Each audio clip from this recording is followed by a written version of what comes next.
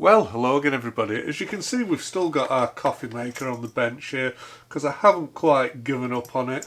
Now, last time we took a look at this, we decided that there was an open circuit heater which is in the top section here. I'm not sure whether the heater itself has gone open circuit. I think a few people commented that there might be an inline thermal fuse which is maybe installed with a heating element.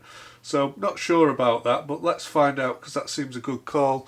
Now the problem that I've actually been having is trying to get this top section out. There's quite a few different versions of these coffee makers, and how you take the top half off, well, it's anybody's guess. For whatever reason, nobody in the other videos that you can find online seems to show this top piece being removed. And yeah, it's certainly a puzzler to me because I haven't really figured it out either. So there was a couple of screws in here which I've seen people taking out. I've done that. I've undone those screws. I don't think I can get them on camera, but they were in here somewhere. So I've removed two screws from there, and now I'm just going to take this.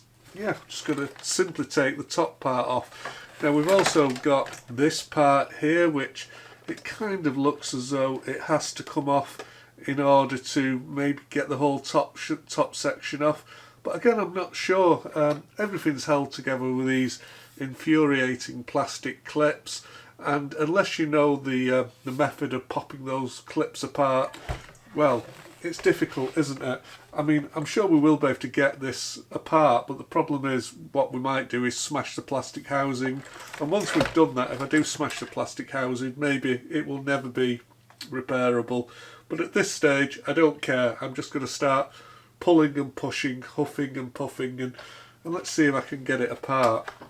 So the first thing I'm going to try to do is, I think deep down in here I can see some plastic clips, and I'm wondering, you know, if I actually bend some of these clips apart, will it come apart?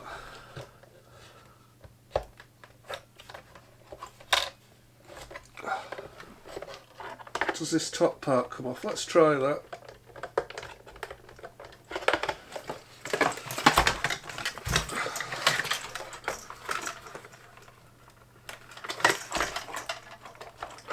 This thing is infuriating.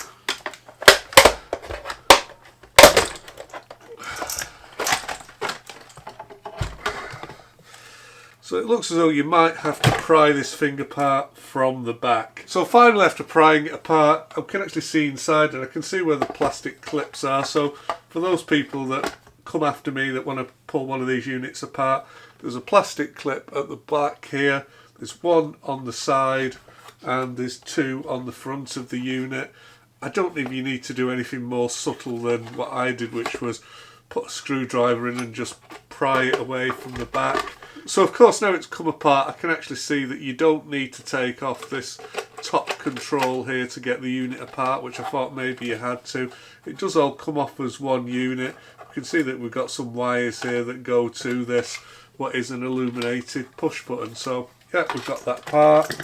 So we've got the two yellow wires here. These appear to go up to this top section here, which I'm guessing where the heater is housed. Also got our two purple wires. Let's get our two purple wires out. Will they come out there? Not sure if they will. Oh yeah, no problem. And again, let's just double check that those are open circuit. I'm fairly sure that's what we're going to find. So we did check this last time, but just measuring across the two purple wires here, which is the heating element, we haven't got any resistance reading here. So yeah, it's definitely open circuit. So I guess now what we've got to do is actually access the heater itself. It looks as though it lives under this plastic cover. So my next step is again to remove all these security screws, and let's get access to that. I'm quite interested to see what that heater block looks like. In terms of serviceability, I think it's pretty obvious that this machine really isn't designed to be easily repaired. I think the diagnostics on these espresso coffee makers is absolutely diabolical. Given that this whole thing has actually got 3 microprocessors on it, 3 different ones, you think that they could do more than just flashing a red light when you've actually got a problem with the unit. And it appears that, yeah, they use the same flashing fault code to describe about 10 different scenarios, and it looks like the LED that they have in here, it's certainly capable of flashing things like amber, green and red. and in fact white. So there's no reason why they couldn't use a combination of flashcodes to actually help you diagnose things. But clearly they don't want you to diagnose problems. I guess what they want you to do is just buy another machine and add this lump of plastic crap to landfill, which is, you know, very disappointing to say the least. So again, we've removed this top part, and maybe again there's some kind of a neck, but for whatever reason, again fighting more of these damn plastic clips that just don't want to let it come apart. So I can see we've got some more screws under here.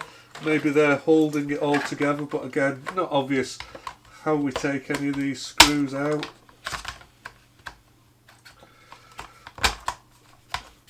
So finally we've actually exposed our water boiler, our heating element, and this looks like it's a big lump of maybe aluminium. It's actually quite heavy. In fact, I would say that probably 90% of the weight here is in this aluminium block, which has probably got pipes embedded into it and a coil of resistance wire. And obviously that resistance wire gets electricity, passes through it, gets red hot, and boils the water as it's being pumped through this machine. Now, just looking at the wiring that comes in, I think we have spotted here our inline fuse, which somebody mentioned here that we might have an inline thermal fuse. That's it there. So let's go ahead and take yet another clip off, and then maybe we can test that. Now, I'm sorry to say I've got no intentions of actually reassembling this machine and trying it. It would kind of be nice to do that, but I think I've gone past the point of caring now. But it would be interesting to see why it failed. Now, certainly we did find problems with the circuit board, but I think there's probably more than just the problem with the circuit board. Maybe the circuit board went wrong, turned the heater on and made this thermal fuse fail. Anyway, here it is. There's our thermal fuse. I think this type of fuse that's used in here, it's non-resettable. Once this reaches a certain temperature, the two components which pass the voltage through them, the thermal switch if you like, the thermal switch opens, and once that switch is opened it won't reseal itself. So let's just see if this is in fact open circuit.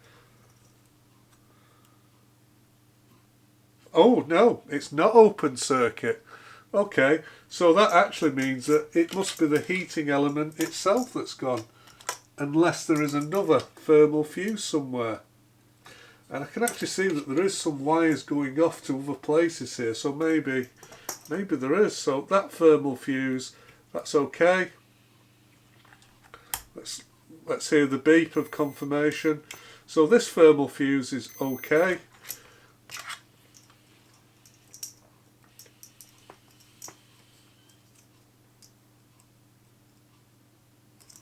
Heating element is still measuring open circuit on the other side. I think there could be another thermal fuse in here. I can see there's another wire coming off and going somewhere. I think having taken this apart, I will actually keep some of these components because it looks like we've got a pump on here that would be quite useful. I'll probably keep the circuit board just to do some surface mount practice taking the components off and putting them back on again. And actually some of these rubber hoses seem to be high temperature silicone, so I think again some of these little hoses might be worth keeping, as is this thermal fuse. Okay, this thing is still just fighting me. I'm not sure how we get this plastic top cover off.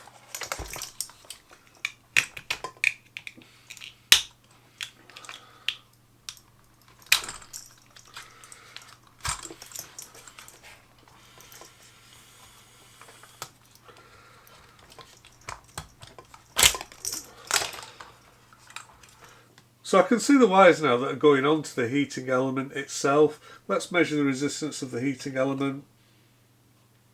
So that's 39.5 ohms. So yeah, the heating element is not open circuit. Now I can actually see the wires going to that second thermal fuse, so it looks as though one of the wires comes off here. So here's the input to our thermal fuse, goes through there, comes out the other side.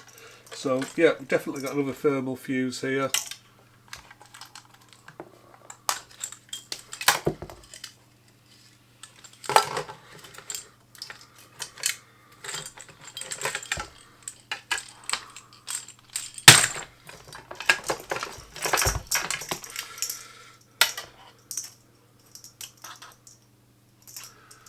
So I suspect what we're going to find is that this thermal fuse is in fact open circuit. Let's just bring the meter in.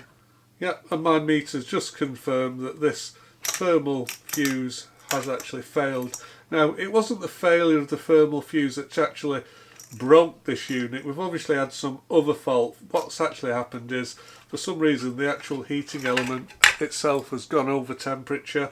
It's got far too hot. So to stop the machine from setting on fire or doing something awful, this thermal fuse has bravely sacrificed itself to save this machine from destroying itself. So at ambient room temperature, the resistance of our thermistor device, it's about 144 kilo ohm.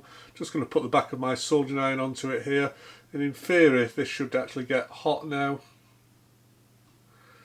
Okay, we can see that, yep, it is getting hot and the resistance of the thermistor is falling.